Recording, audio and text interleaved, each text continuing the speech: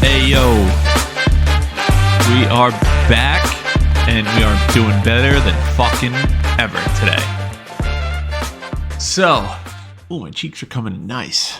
I got these jaw exerciser things you chew on.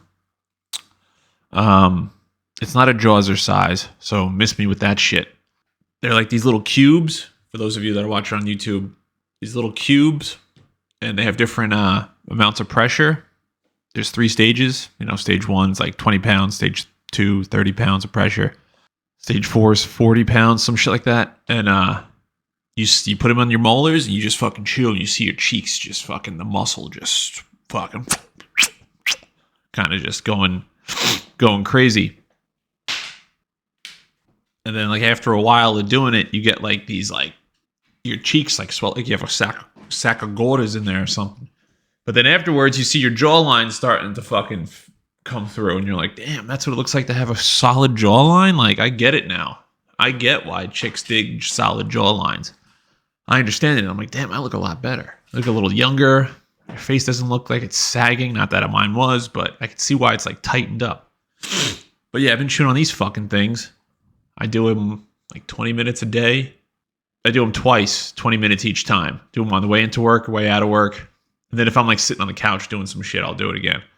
But the shit burns. Like, you think it's easy to chew? It's not that easy, especially when you're chewing something that's like giving you some resistance. Not a good thing. Hey, Brady boy, you're having a little trouble. He's got his puzzle and he can't figure it out, so he's got to come to me for a little help, but defeats the whole purpose of a puzzle. Anyway, Heat won last night. Told you that would happen. I can see this Heat in 6, but we shall see. All right. What are we talking about today, right? What are we here for? What's the haps? So, for those of you that don't know about my job, what I do is I'm like an office manager. I mean, I work in cybersecurity, IT, that whole career field. We're just cyber, what it says. And fix computers, fix the network. My office specifically is the network. So we keep it secure, you know, do shit like that. Not the most exciting thing in the world. A lot of keyboard warrior shit going on. But being the one that's in charge of the office, so I have my supervisor and then she has hers. But I'm the first line of defense for everyone that's under us, which is like 8 people. So I'm in charge of them, as in I have to make sure that they're not getting too rowdy, where they go, if they have to leave early or if they have to do some shit, they got to run it by me. For the most part, they're very independent. I can trust them. But there's things like, oh, I need to leave early. They tell me, I tell them, okay. They mark it in the calendar. Or if they're just getting rowdy, I got to tell them to chill out. Or if the conversation goes off the rails, I got to tell them to fucking tone it down. You know, remember where you are. And like, I make the rules. I let them leave early. You know, I play games and shit, you know, with them. Like, I give them trivia questions. If they get it wrong, then they have to stay late. Shit like that. I think I'm pretty good at it. It's new to me. I've always been the lowest on the fucking, in the ranking structure at my old job. So I got a lot of shit under the stick on a lot of things. Because they always say shit rolls downhill, and I was at the bottom of that fucking hill. So now that I'm not on the bottom of the hill. I'm more intermediary, right in the middle of the mountain, not the peak, not the fucking valley, but right in the center. You know, eye level. I don't get a lot of shit on my plate. I dole the shit out. But it's been easy going. I fucking love it. I think it's cool. Definitely a different perspective on. Definitely a teaching or learning experience for me on how to manage people and how to balance. Let's have a free for all, because my instinct is like, yo, if they're not watching me, I'm not watching you. But then I'm like, it's my job is to, you know, keep them in check. So it's a delicate balance of let's fucking have a party because no one's here to, hey, let's get our work done and hopefully let's leave early. Shit like that. And then I got to crack the whip every now and then. Found out the phrase crack the whip is very problematic these days because it refers back to slavery, which we're not going to get into. Also problematic. So we're going to drop that word from our lexicon. But yeah, the phrase crack the whip, not to be used anymore. But I don't even know what to say. I have to enforce enforce the rules. I got to be the dickhead sometimes. So what we're going through in the office now, which is what brings me to this whole story, this whole backstory, is we have to send one of our ours to go do a different job in a different office for like 6 months to a year is what the time frame is. It's not like they're gone forever and we're banishing them. They're still going to be on base. They're going to be like a few buildings down. They're just going to report to somewhere else for about six months to a year, you know? But I'm part of the process of picking this person. I have to give my input. Ultimately, it comes down to all three of us agreeing. But, you know, they're like, what do you think? Like, what's good for like office chemistry? And who do you think would not embarrass us if they went over there? Shit like that. So I give my input in. And for me, I always pick the person, whenever it's a job that I know they can do, I know everyone can do, I always pick the person that I feel is, I wouldn't say the most inept, I wouldn't say the worst person in the world, but I don't pick the best to do certain things. Especially if I know it's a job that it's probably not going to really matter that much. And it has the potential to help them out a lot. So it's usually the kid that's kind of like a fuck up. And here's where I got in trouble. But we'll get into that in a little bit. So the whole philosophy is I always pick the one that's either struggling or doesn't seem to be living up to their potential. They either talk a big game or they're like, oh, I'm bored at work all the time. I wish I had more work. That type of dude. I'm not going to pick the one that's raised their hand first because A, we know you're good at your job. And we understand that you want more responsibility, but we're going to give it to you in the way that benefits us too. So it makes my life easier. I'm not going to send you away to go work hard for somebody else. You got to keep your good employees. But the way to make somebody better, in my experience, is to push them a little bit, put them in a scenario that they're not comfortable with, push their boundaries, force them into stress, and then let them figure it out. They either sink or they fucking swim, you know? So that's the way I handle things. Some people don't like that. Whatever. It's the way I was fucking taught, and it's worked for me. And it's good because conflict usually leads to a solid solution, and you air things out. It helps. If everyone's just saying yes all the time, it's not that it's not fun, but things can go sour pretty quick. So we decide, and that was the final say because my two supervisors are leaving in like a month forever. So it's going to come down on my head if it goes sour. So I say, pick this one kid. He's not the best. It's not that I don't like him. It's that I see that he has this potential and he's wasting it here. He would be better off with a new leadership for 6 months that might be the worst experience of his life or it might be the best one, but either way, it's going to be an experience and he's going to come back and either appreciate us more or want to do something bigger in the future. Can't hurt, you know? And his job it's easily replaceable. We can fit someone in there that can do their job, you know? So during this whole discussion, we're joking around, right? Like, oh, I'm sending you. Like, we're fooling around with each other. I'm like, and I said, instead of explaining it like I just did, I said, oh, yeah, I usually just send the fuck up if it were up to me. And that was like the exact phrase. Like, I remember saying it. Like, I'm not saying I never said it. Like, I remember saying, oh, yeah, I'll send the fuck up. That's usually the best option. And that was it. I didn't elaborate, but one other kid heard it. That's kind of quiet. He's off to the side. For some reason, he got fucking self-conscious and was thinking I was talking about him. He's also probably one of the better workers in the office. I would not want to send him because A, my job's gonna get harder. B, again, I don't want them showing off for somebody else. I want them to do the hard work for us. So he gets like self-conscious. So this was like before lunch. I was saying this. So this lasted the entire day. It's 4:00, and one of the things I do is that we play trivia. I initiate a trivia game, and at the end of it, if they get a certain amount of questions right, they get to leave early. Usually, I let them leave early either way, but they don't know that yet. They've usually gotten these questions for the most part right. But he's being quiet. He's kind of being weird. But I think I figured he was working. So we end up leaving, and my supervisor calls that kid back to the office, starts talking to him, whatever, we leave. I get a phone call from her, and she's like, hey, just so you know, this person was not happy with what you said about picking a person to go to this other office for 6 months. What you said, and I was like, what did I say? That was like, first of all, they don't know who we're going to pick yet. And I didn't say anything like that tipped my hand. So what's the problem? And it's not him. So what's the fucking issue? She was like, well, when you were explaining your process, you said you want to pick the fuck up. And that he automatically thought it was him that you were speaking about. So I'm like, well, I clearly wasn't. And you know who I was talking about. And we were like joking around. He goes, yeah, he didn't really take it like that. And then he realized it wasn't him you were talking about. It was his friend, the one that we're going to pick. And now he's upset for his friend because he thinks that you think he's a fuck up. And I'm like, well, in my head, I'm like, well, let's be honest. He is kind of a fucking idiot. I was like, but you understand the thought process of me picking him.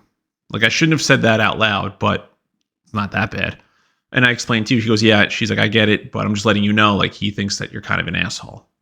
Two things can happen in the situation. A, which is what I'm probably going to do, is I'll feel bad and then explain to everybody the thought process to the whole thing. Be transparent.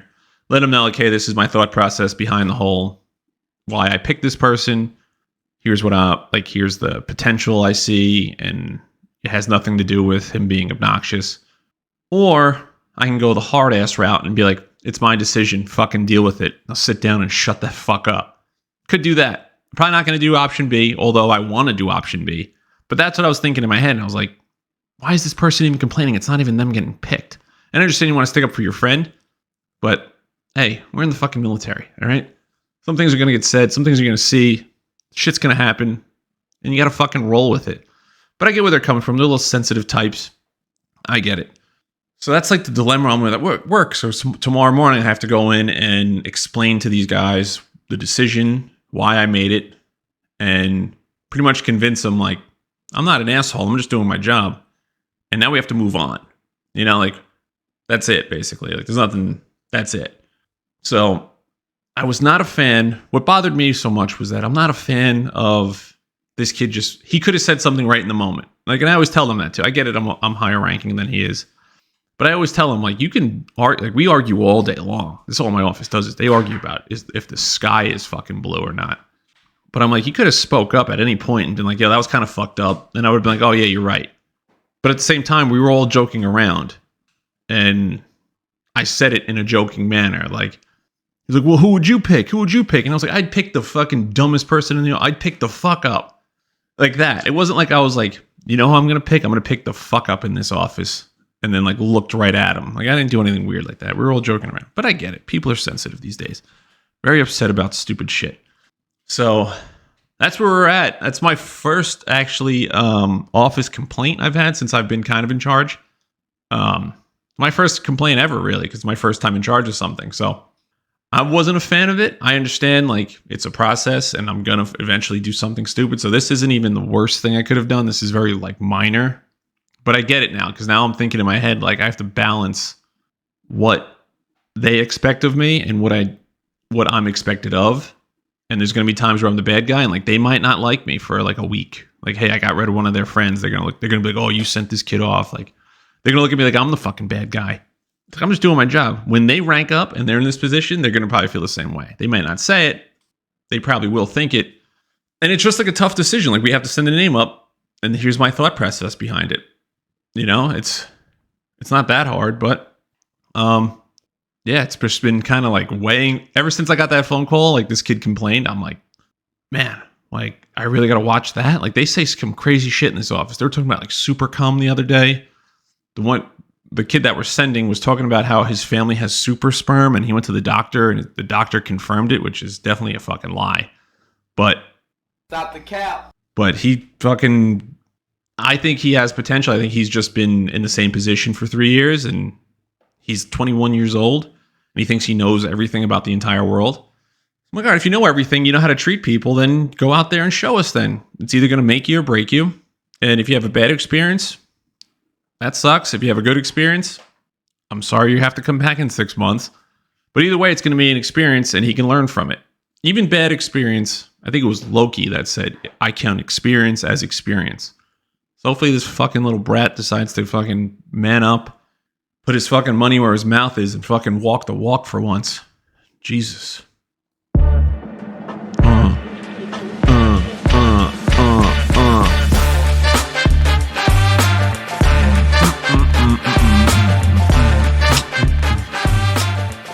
So it is Friday, the 19th of May, and your boy got a little fucking drunk today at work. We were technically off because it was an air show, but this thing started around 10 a.m., and I was under the impression we weren't allowed to drink. So I was ill prepared to start drinking at 10 a.m., but, you know, we got after it.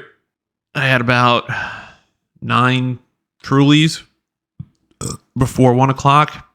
Actually, by about 2. And then I had to call it quits because I have a dog and a life. And I got to talk to you people. So I was like, it's way too early to go to the bar. And if I eat something, I'm going to want to take a nap. But I have to go grocery shopping. And I have to walk the dog and whatever. So I was like, I'll just stop drinking. Which wasn't the worst idea in the world. It's better that I stopped because your boy likes to put it on. Likes to tie one on, as they say. But I've been drinking my Gatorade Zero, my Prime Energy drinks, and I ate a bunch. So we're here. We're going to try and do something new here again. Just add to the list of things we've tried that are new. So we got the top 5 lists. I think that's the only thing we've added, other than staying consistent and providing some humor along the way. But I think every Friday, what we're going to do is review either a movie or a TV series that I watched during the week. It's not, I wouldn't say it's going to be like, oh, the most popular show out. Like, I'm not going to review Succession. I mean, I could, I guess, but I usually like to watch a movie a week. It could be more, but again, I have to record, I stream, and I'm taking a fucking penetration testing class. So just a lot on my plate, you know, there really is. But I mean, I'm all for it. I'm all about the input, you know, give me all the knowledge you can. Let me soak it all in. So anyway, started getting got a little fucked up earlier in the day. Now I'm kind of hungover a little bit, but we are here and we're going to be talking about the TV miniseries Waco. That was released in 2018. I think it was on Prime at first, and now it's on Starz or Showtime. But we're going to get into that. But first, to give a little update on the whole, if you listened to yesterday's, actually, if you listened to earlier in this podcast, because I didn't even release yesterday's yet, I'm going to probably tie it all into this one. So earlier in the podcast, I was saying that I had to deal with some office bullshit with the kid complaining and we have to send somebody away. But we'll get into that after I do the Waco Friday thing. But back to my original point. Oh yeah, drinking at the air show. So the Air Force does these air shows. It's like a traveling circus. I mean, it's a little more in depth than that. It's actually a whole production. They have it's like a carnival, but with airplanes. So they have pretty much every aircraft in the Air Force. They do like flips and tricks and it gets wild. It's like a 7-8 hour event. Like, it's a long day. It's this weekend. However, with the rain and stuff, it might be canceled. But today, the Friday before it, which is today, they do military only. So you can bring your family or you show up by yourself if you're in the military to come to it. And I mean, it's fun. Like, there's booths set up. There's the Marines. They have something going on, the Coast Guard. It's like a whole festival, I guess. There's a DJ. There's drinking, obviously. There's a shitload of food. And you're just watching aircraft just flying around. So it's pretty wild. It's loud. It's on the flight line. So you can see everything. You see the entire sky. But it's a good time. I went to one last year in South Carolina at my old base. And it's a free-for-all. Like, it's a fun thing to do, especially if you're into planes. Like, they do like low level flybys and they, break the sound barrier and shit like that. So it's exciting. It's something to do. And yeah, I got a little fucking drunk. And once I realized the time and I was like, I got to go grocery shopping, man. I really want to. There's two avenues. And this happens a lot with day drinking. I've talked about this with my friends before. There's 2 avenues you hit when you're day drinking. There's a point where you have to make a decision. You either stop and you deal with the consequences like I am. You have to hydrate, got to eat, and then your days kind of be a little sluggish from then on. But you won't really be hungover the next day. Or you're like, I got to put my foot down, pedal to the metal, and we just got to keep going. We got to push through. Because if you half-ass it, you can't be in the middle. Because if you half-ass it, you're not going to enjoy yourself. Like, it's just not going to be fun. If you're like, well, I'll stop, and then I'll start, and then I'll go home real quick to change, and then it's a whole thing. You can't do it. Too much can happen in there. You're getting dehydrated. You're probably going to lose your buzz, and you'll end up trying to catch it, and then you won't want to anymore. So that's when you have to make the two. Just choose a path. Do you want to stop drinking and hydrate to get the alcohol out of your system, or do you want to drop it into fifth gear, put your foot down, and hammer it and keep going? The only thing that stopped me from doing the hammer it and keep going was that the people I was with, they had families, and two of them, for some reason, they're 22 years old and they don't want to drink. I don't drink. I'm like, I'm not gonna force it down your throat. So like, oh, we're gonna go home, and I was like, all right, well, I have no one to hang out with now. And my friend's like, oh, come hang out with me and my family. And I'm like, sounds cool and all, but I'm gonna be operating at a different pace than that. So I think I did the responsible thing, went grocery shopping, called it quits, started pounding Gatorade Zero and Prime back and all that stuff. So now we're here, and we will get into it. Like I said, the show Waco came out in 2018. I thought it was a really good series. There's the dude that played David Koresh, Taylor Kitsch, who's been in, he was in True Detective Season 2. He's the quarterback in Friday Night Lights, I think. I've never seen that show, but I'm pretty sure he is. He's not the best actor in the world. He's kind of just a pretty boy. He's all eyes and teeth. But I think in this show, he did a really good job. So if anyone doesn't know what Waco is, or if it's before your time, it's one of those things I heard growing up, because it happened in 1993. And I remember hearing about it on in the news, but I think I was like 5 or 6 at the time when it was going on. Yeah, I was 5. So I don't really remember it that much, but I remember hearing about it. But for those of you that don't know, Waco is out in Texas. And where this took place was on a compound where a sect of this religious group called the Branch Davidians, where they lived in kind of like their own little community. It was one big ass house that they built, and they all lived there, and they just lived off the land, and the women just had babies and cleaned all the clothes and did all the cleaning when the men went out, worked the fields, shit like that. And that's pretty much how they lived their life. The only reason they really got on the radar of the ATF and eventually the FBI was because this guy, David Koresh, who was the cult leader, decided that he was the only one that can have sex with the women. So if you joined and you had a wife, you had to give your wife up to David. And David was the only one that can have sex with them to impregnate them to spread more Branch Davidians. It's kind of wild because I watched the show and then I watched the documentary about it, and people actually bought into it. Like, there's still Branch Davidians alive from when this happened, and they're like, yeah, you bought into it. Like, you believe that this guy was a prophet and all this stuff, and he can work miracles. I don't understand that at all. I guess if you're kind of an idiot, or I wouldn't say an idiot, that's kind of demeaning, but if you're someone that doesn't understand that you're being indoctrinated into a cult, I can see buying into it. It's like if no one ever told you the earth was round, you would just think it's flat kind of thing. Like, you don't know any better. You just think this guy is a miracle worker, and then you're groomed into it from when you were a kid, and you think this is the only way to live and all this stuff. And meanwhile, they're telling you, David Koresh and the higher ups are telling you, like, everything out there is bad. Don't listen to anything you hear out in the real world. This is the right way to live. So it gets positively reinforced around you, and then you just think it's normal.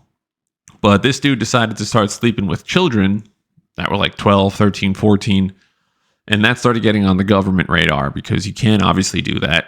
Even if it's part of your religion, you still can't be fucking sleeping with children, especially in Texas, and you definitely can't be saying that you're a man of God when you do it.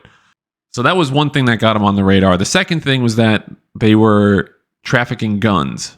But anyone that knows anything about Texas, moving guns, selling guns, purchasing lots of guns is like a normal thing. I don't live in Texas, but from my understanding, that's like a normal thing that happens. So you can't be like, oh, well, they shouldn't have been doing that. Like, that's a normal part of life. But they were modifying weapons to make them semi-automatic to automatic. They were selling silencers, which are illegal to sell or purchase or even have, I think.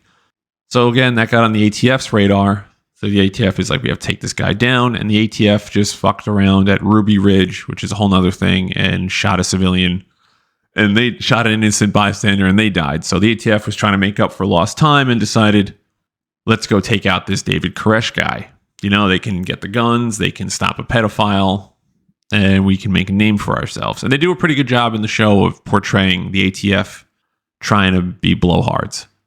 They do a pretty good job of them being inept and being like, we have to do it. We're the best ever. This is going to be easy and whatever. So in the show, the first episode is called Episode 1. And these episodes are like 45 minutes long to an hour long. It's a really good show. Visions and Omens. It introduces David Koresh, the Branch Davidians, his right-hand man, Gary Nessner. Oh, no, Gary Nessner is played by Michael Shannon, is the FBI negotiator. And it pretty much just shows life around the compound, how they live, and then it shows the ATF and what their job is and what they're doing. Shows the FBI, like what they're doing. Kind of everyone's separate at this point. They're not really interacting at all. And that's pretty much it. David Koresh, he was a musician. He was like in a band, so they traveled around to like bars and stuff, and that's kind of how they recruited people to become a Branch Davidian, was at these events. And in the show, they recruit a new person, David Thibodeau, who's still alive, and he does interviews and stuff, and he's kind of this chubby dude that's kind of weird. He's as weird as you think someone that was in a cult would be. And in the first episode, he recruits David. He talks to him, gives him like, hey, you know, I have the answer for you, and it's God and all this stuff. So recruits him to come stay the night. David Thibodeau shows up, and that's pretty much the episode. I mean, it's not anything in depth going on there. It's just you're getting to know the characters. You're getting to know what a Branch Davidian is, where it is. You get to see the ATF, what they do, and you're getting to see some of the main characters. Michael Shannon plays Gary Nessner, who's the lead negotiator for the FBI. He's like the good guy in this whole thing. Who the fuck was the dude that played? And then the other FBI agent. So Michael Shannon, Gary Nessner, that character is the good part of the FBI. He's the negotiator. He's like we're going to solve this by talking, and he's deconflicting. His whole thing, his whole persona, pretty much the whole series is deconfliction. We can talk this out. The other end of the FBI is the tactical team, and the leader of that is played by Shea Wiggum, who was Eli in Boardwalk Empire. You'll see him if you see him, you're going to know exactly what I'm talking about. But he plays Sheriff Thompson, which is Steve Buscemi's brother in the show. He's like the bad FBI agent. He's the one that's like, no, we have to go in there shooting. We're going to shoot everybody. Let's just shoot. Like, he's ready to go. He's gung-ho about this whole thing. So you can tell right away in the first episode that there's conflicting... What's the word I want to use? There's conflicting incentives for both of them. One wants to prove that their negotiating can work, and the other one wants to prove that guns are the only way to answer things. And then at the end of episode 1, you see an ATF agent played by John Leguizamo, the Pest. He moves in across the street from the Branch Davidians, and David Koresh knows right away that this dude's definitely with the feds, but has no idea why or who or what he's doing there. But they meet, and that's the end of the episode. It's David walking away and being like, that dude is not a rancher. He's definitely somebody else. But he's not really worried about it because he's like, I'm not really doing anything wrong, and it's the freedom of religion, and like, come take my guns type of shit. So episode 2 comes into play, and it starts off with the ATF agents surveilling across the street from the Branch Davidian compound. And this compound is huge. Like, it's a massive piece of property in the middle of in Waco, Texas. So Johnny Leguizamo, his character and his team of ATF agents are across the street, and they're attempting to like make friends. So he goes over there a lot, just getting to know David Koresh and these people, and he starts kind of becoming friends with them and understanding like, hey, they're just peaceful guys. Like, yeah, they're breaking some laws, but like they're not the worst people in the world. You know, like, yeah, he's sleeping with children, which isn't okay, obviously, but he's not like a sex predator, you know? Like, it's hard to explain. It's one of these situations where it's going to be problematic to say the wrong thing, but he realizes he's not an evil person. His intent isn't to be like this evil dude and take over the world. He's just has this religion, and according to his religion, he can sleep with underage girls. So anyway, Johnny Leguizamo is going in and out of the compound a lot, making friends, doing this whole thing. So after, I'd say, 30 minutes into the episode, David Koresh kind of realizes that this dude, Johnny Leguizamo, is an ATF agent, and was kind of just confronts him straight up. It was like, come into this room. First, he invites him to a wedding and all this stuff, and then he calls him to this room with his other two leaders of this cult and his wife, and is like, who the hell are you? We know who you are. What are you surveilling us for? And he's like, I'm nobody, you know, I'm a rancher. And he's like, you're not a fucking rancher. You're carrying a gun that's police issued. Like, we get it. And it kind of just, it doesn't really take off from there. You think it's going to be like, oh, we're going to shoot this guy. But again, David Koresh isn't like this evil dude. He's just like, all right, well, get the fuck out of my house then. And you're missing the point. We're not bad people. At this point, Johnny Leguizamo's character is like, they're not bad people, but I got to do my job. And now they know we're watching them. So we probably should leave because they know we're here. And then it's going back and forth to the FBI negotiator, Michael Shannon's character, Gary. He's dealing with the Ruby Ridge incident, like I said earlier, with the hostage negotiator, or with the tactical team, Shea Wiggums, that shot the fucking innocent person. So he's not really involved yet in Waco, but they're starting to show more of him. And the episode pretty much ends with, these episodes are long, but they're pretty much the same shit over and over again. Like, up until the invasion, David Thibodeau, the dude I mentioned earlier. He's kind of just wandering around, getting to know his place in the whole Branch Davidian world, and he's getting to understand it, all this and that. And then the episode ends, but episode 3 starts, and this is when the heat comes on. So it pretty much starts out, David Koresh knows that Johnny Leguizamo is a ATF agent, and is like, what the fuck? Johnny Leguizamo's like, look, I'll call him off. Like, they're coming, but I'll call them off. So he goes out to call them off, he's telling them like, they know we're coming. Like, it's not a surprise anymore. They know we're coming, and they're just going to get their guns ready. They have guns and shit. His bosses don't listen to him, surprisingly enough, tell me about it, and decide to keep going with it. Even though they know they're walking into an ambush, they're like, nah, these are fucking church weirdos. Like, what are they going to do? You know, we're the ATF. We're government agents. We can do whatever we want. They roll up on the house, helicopters, trucks, the whole thing, and it's a firefight. And in the show, they show it. It's pretty quick in the show. It's long, but for a show, but it kind of skips a few hours in there. But in real life, this went on for a good 12 hours out of the day. They were just shooting nonstop back and forth. And then the ATF realized, we're not winning this fight. Like, these dudes are hunkered down. They're shooting us. They're killing some of our agents. We're not killing any of them because they have the high ground. They're shooting out of the windows and then hiding. We need to back up. So they pull out, and now it's the rest of the show is this whole standoff. It's a 51-day siege. And this is the show from here on, is one side versus the other. The Branch Davidians are in the house, and the FBI, or first the ATF is outside waiting. And this is when the FBI gets involved. This is when Gary Nessner, Michael Shannon's character, gets involved, because you can't kill federal agents. That's actually a rule in real life. And when you do, the FBI investigates it. So now the FBI is like, now we have to step in because there's federal agents that just died. So we'll handle it. And the FBI has way more, the FBI has more Man, I think I'm still a little drunk.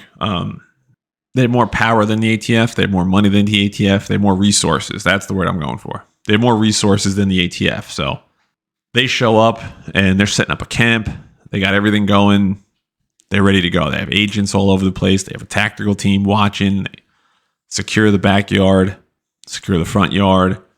They pretty much just isolated these people, but they want to be isolated. Like, that's the whole, it's like they want to be left alone. Just leave them alone, kind of thing. So now it turns into this standoff. And it starts off slow. Like, all right, we're going to negotiate. They get David on the phone. David's going back and forth, but David's been shot. He got shot. I didn't mention that earlier. During this whole beginning siege, he gets clipped right in the stomach by an ATF agent, and he's not dying, but he's also not doing too well. So he's calling the sheriff. He's calling out to the negotiator, like, yo, can you just leave us alone? Like, we didn't do anything.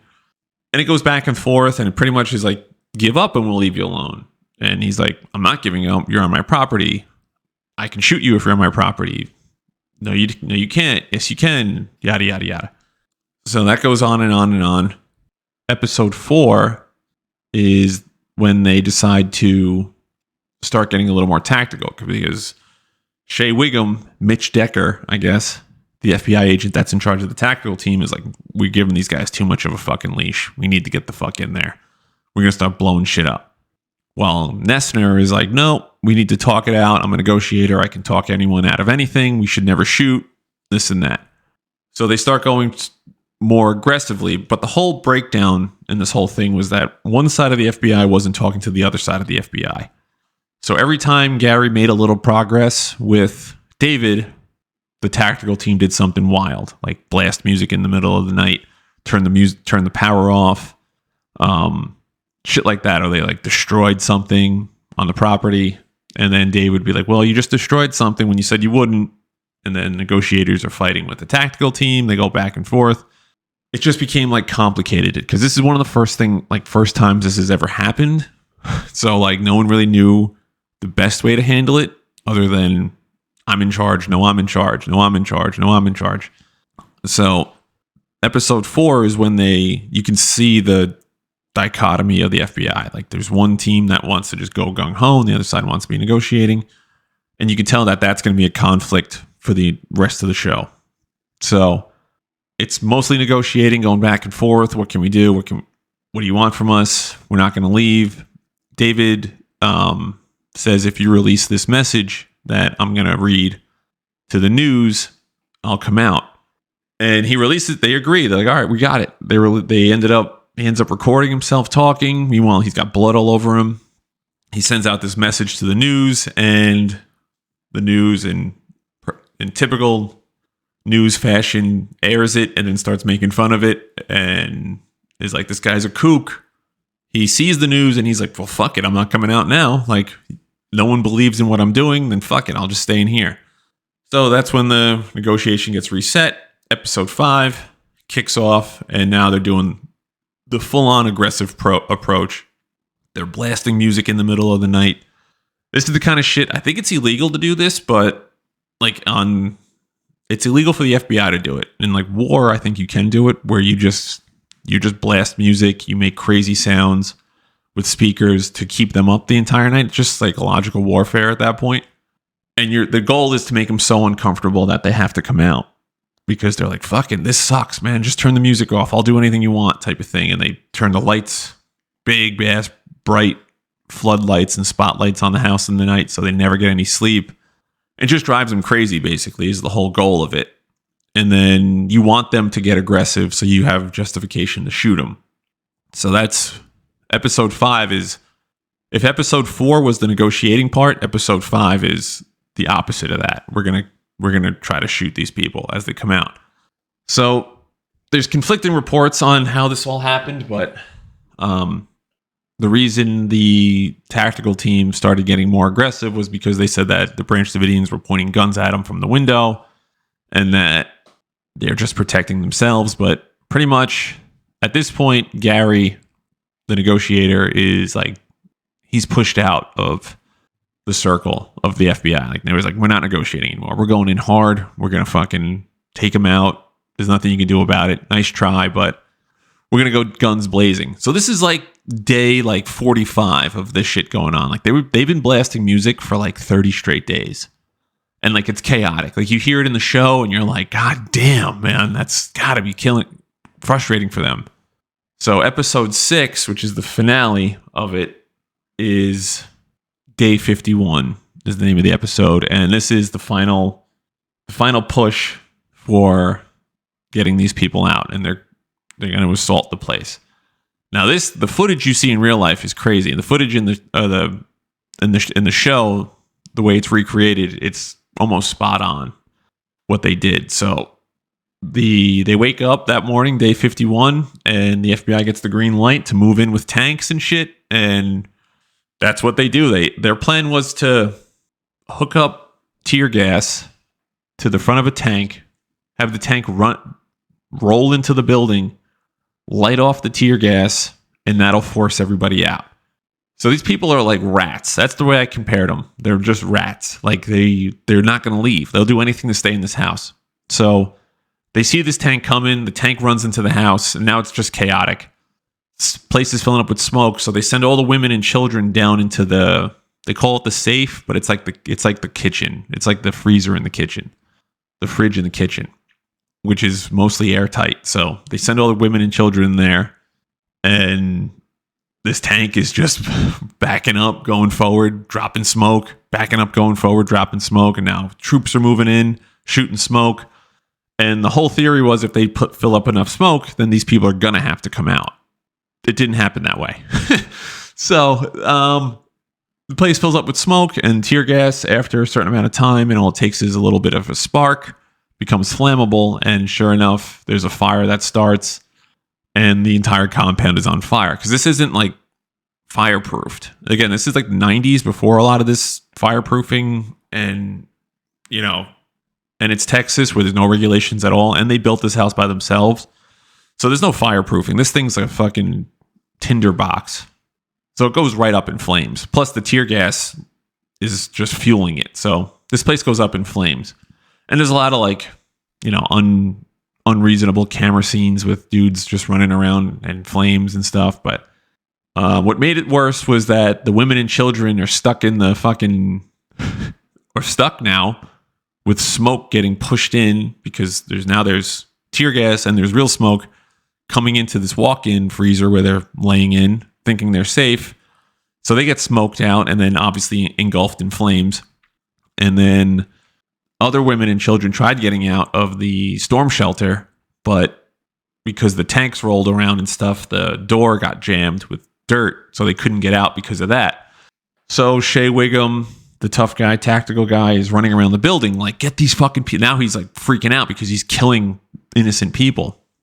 And he's trying to get these people out, and he can't get them out because they're all jammed and stuck inside. So all in all, not a whole lot of people got out of this thing. So in total, it's 76 people died, including David Koresh, who went down in flames. In the show, they show him like walking through the fire.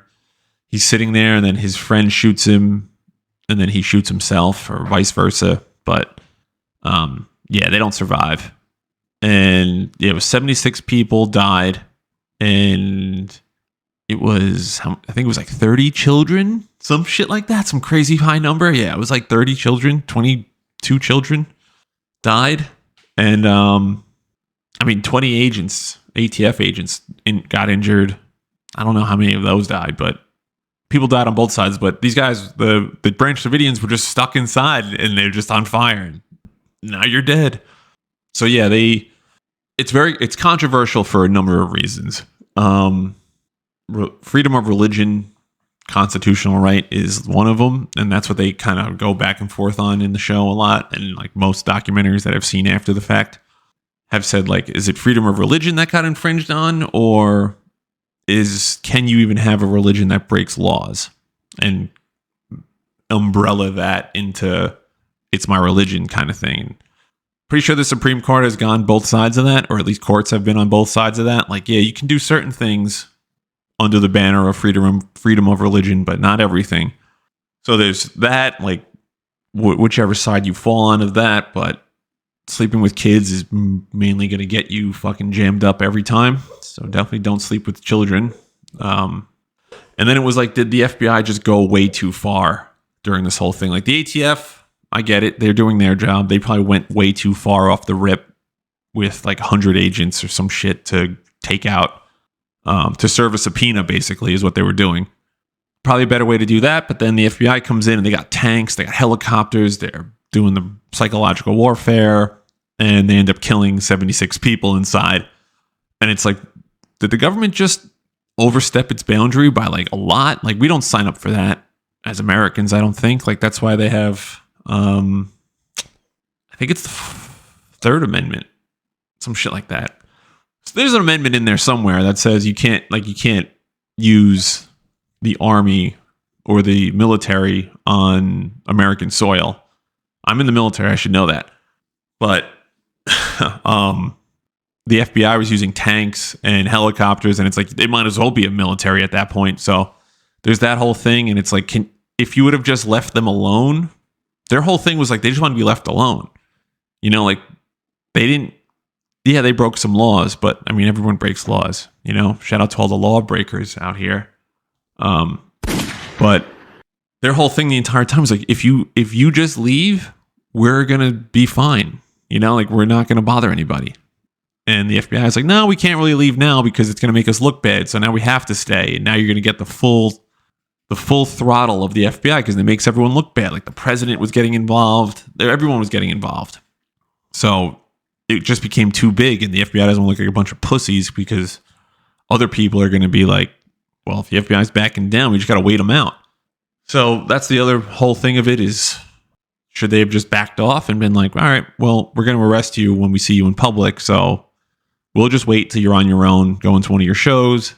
Instead, they decided, hey, let's just burn the entire place down and deal with it from there. So that pretty much wraps up the show. They show like David Thibodeau again because he's played by one of the Culkin brothers. I think it was Rory Culkin. No, that's Succession. It's not Macaulay. There's another one. There's like 8 Culkins. I don't know if anyone ever knew that. Shout out to the fun facts. But shout out for the producers for giving me that fun fact. It is Rory Culkin. So yeah, it has the chick from man, I gotta stop drinking during the day. Missouri. What the hell is that stupid show? Ozark. She's in it, the blonde one. She plays like the love interest of Thibodeau, of Rory Culkin. They end up getting married, but they can't sleep together because David's sleeping with her, and she's like 16 in the show. But yeah, they go into like little things like that. But for the most part, Waco it's a really good show. I mean, I recommend watching it. I'd say it's about 6 hours, an hour each episode, but they do a pretty good job of showing both sides and explaining it. And then it's not really a bias at all because I think there's 2 other documentaries, and one is like heavy, the FBI fucked up, and the other one is like heavy, the FBI was right kind of thing. But it does kind of shed a light and not to get on the political side of things, but when you hear like these Second Amendment guys like, oh, well, come take my guns. And it's like, yeah, if they wanted to, they would, you know, they can. There's nothing really stopping them from doing it. So like, should they have that power? That's a different discussion. But if they really wanted to come get your guns, they would have done it already, and they'll do it with ease. So that's where it like kind of relates to today. And that's why I think it's getting more popularity, because every time there's a mass shooting, which is at this point, like every 3rd day, it always gets brought up like, oh, we need more guns to protect ourselves and whatever. But that's one other like argument people are making is like, well, if these assholes didn't have guns, then they wouldn't have to get their entire property burned down. But just because you own a gun doesn't mean you should get your property burned down. So yeah, it kind of goes into all that, which is kind of cool. I think it was a really good show. I recommend it. It is on Stars or Showtime. They usually come in a bundle. Showtime. And there is season 2 coming out, which is kind of wild. They have a season 2, but that goes into the Oklahoma City bomber, which we can cover another day. You know what? I'm going to order Showtime. I'm going to order the show now, and then next Friday we'll go over the season 2 of Waco. but Michael Shannon is in it. I'm pretty sure Shea Wiggum is in it. Both of those guys were actually in Boardwalk Empire. And Michael Shannon plays this similar character, like the straight edge police guy. And Shea Wiggum plays his pretty much same character, the dirty sheriff. But in this one, he's the gung-ho FBI agent. So yeah, definitely go out and check it out. It's on, like I said, it's on Showtime, and season 2 is out. But switching gears, we're going to get into the Sounder, The Office debacle that I talked about earlier.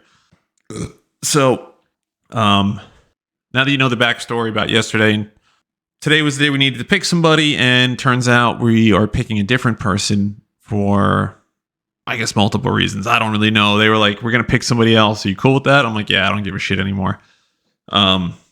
One of those things, like, you ask for my opinion, I give it. I give you a backstory. I say I'm going to stand to it, and I'll own it if it goes south. And then they're like, no, we're not going to do. We're going to do somebody else now. So it was a whole lot of nothing for nothing. And now the one kid still doesn't like me because he thinks I'm an asshole, and he still sticks by his complaint. So that's always fun. But yeah, it was a whole lot of not a whole lot. It was a lot to do for nothing, I guess. But anyway, what was good though, and I kind of understood it, was when we told them, hey, it's not going to be any of you guys, it's going to be somebody else. They were just like, okay. And like, they were kind of like relieved, but I think they understood that, and I'm going to reiterate this on Monday to them when I have a little meeting with them after our staff meeting. Like, yeah, it sucks when shit like that happens, and it's never fun, but end of the day, we're in the fucking military. Like, I can be a dick and tell you to do something, or I can explain it to you and explain the reasoning, and you're still going to have to do it either way. So I learned almost right away. I mean, I learned in life, I guess, too, before joining the military, that sometimes you need to take the L and move along. But in the military, it's one of those things that you got to learn pretty quick, because it's going to keep happening to you. Like, there's going to be days where you have to stay late. You're going to get called in on your day off. You're going to be dealing with shit that you don't want to deal with. And it's better to just take the L and move along, because in order to get, if something comes down, right? So here's how an order works, right? Or a directive, I guess we call them sometimes now. So let's say not my direct boss, but the boss over her makes a new rule, right? Says everybody has to come in at 6:30 from now on. My boss, my immediate supervisor, would say, that's a pretty shitty thing to do. Do I need to hear your reasoning? He could say yes, he could say no, but he's already made his decision, so it doesn't really matter. But if you're one of those people that want to know why, you can ask why, and they could tell you, or they can tell you to fuck off, just institute my rules. So she has to tell me, hey, here are the new rules, come up with a way to instill them, or I work together with her and we come up with a new way to institute these new rules coming in at 6 a.m. We come up with a plan, and again, the plan could be tell them, let them deal with it. Or we can explain it to them, the thinking behind it, and be like, well, we're here for you if you need us. If it's, if this is going to fuck with something that you had planned already, like kids or some shit going on at home, we can work something out. Or we could just be assholes and be like, nope, 6 a.m. starting Monday. If you're not here by 6, you're in trouble, and do it that way. And then they all hate you. You hate your boss for putting you in that position, and it goes up and up and up. That's kind of how it works. With orders and directives and stuff like that, it gets funneled down from the top, and shit rolls downhill. So the people at the bottom just think it's for no reason, but there is usually a good reason behind doing something. The Air Force especially is good on doing things that make sense. The Army gets made fun of a lot, and the Marines get made fun of a lot for doing things that don't make sense. But we try to make things as easy as possible and explain things really well before we do it. And we like to test run things first. Whether it be like, we're going to do this new policy for like 2 weeks, and we're going to get some feedback. And if it works, if the metrics, we rely on numbers. If the metrics make sense, then we're going to keep doing it. If it doesn't make sense, or even if the numbers make sense, but everybody's miserable doing it, like, yeah, if we work 20 hours a day, productivity is going to go up. However, morale is going to take a fucking shotgun to it, and everyone's going to be miserable. So the Air Force is really good at balancing those, or we try to balance them as best we can, but there's some things that just fucking suck. Like, you're going to have to deal with it. And it's easier to learn how to take an L and move on than it is to fight things that you know aren't going to get won. So let's say we institute this 6 a.m. policy, right? And one kid's like, I'm not coming in until 7. And you're like, all right, well, we're going to have a talk. And they're like, no, I'm going to bring this up to the Inspector General, the IG. And this isn't fair. They can go this entire route, and that means they have to go through several layers. They have to go through me, my boss, my boss's boss, his boss. They have to go through all these people who made this policy and signed off on it to get them to switch their minds, to change their minds. If nothing illegal is being done. If it's something that's illegal, like we can't work more than... we need at least 8... excuse me. We need at least 8 hours off in between shifts.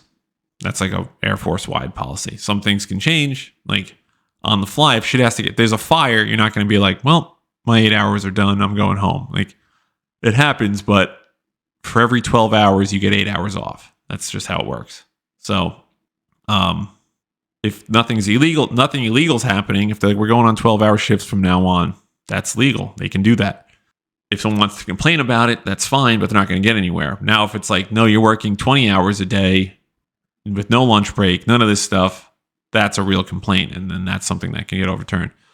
But my original point was, when something changes and there's an order that comes down, it kind of makes me feel like the bad guy, but you have to tell the troops that are under you and tell the airmen that are under you that, like, they have to know that it's not you doing it. It's coming from above. But you also have to give off, like, you believe in it too, because if you don't believe in it, they're not going to believe in it. And it causes, like, tension between the ranks, I guess.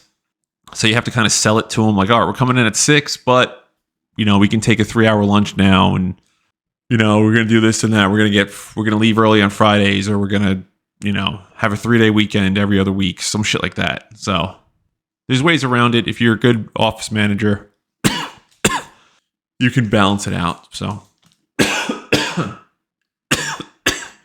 swear to God, I've been getting these coughing fits. It feels like I inhaled like sand or some shit.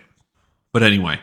All right, so that's going to wrap it up. I've been rambling on about Waco, office events, all this and that. But appreciate everyone that listens. The numbers are headed in the right direction, slowly but surely. Let me know what you guys think about the movie/TV review. If you guys want me to watch something, or hey, this is a stupid thing, or you want something improved, we can go from there. But I'm always open to criticism. That's how you get better in life. So let me know how it goes. And hopefully everyone has a good weekend. It's supposed to rain up in the Northeast where we are. But fuck it. Let's go Heat. Let's go Lakers. Let's go Yankees, really. But on that note, we will hit the road and get the fuck out of here. I need a fucking Tylenol and some more Gatorade Zeros.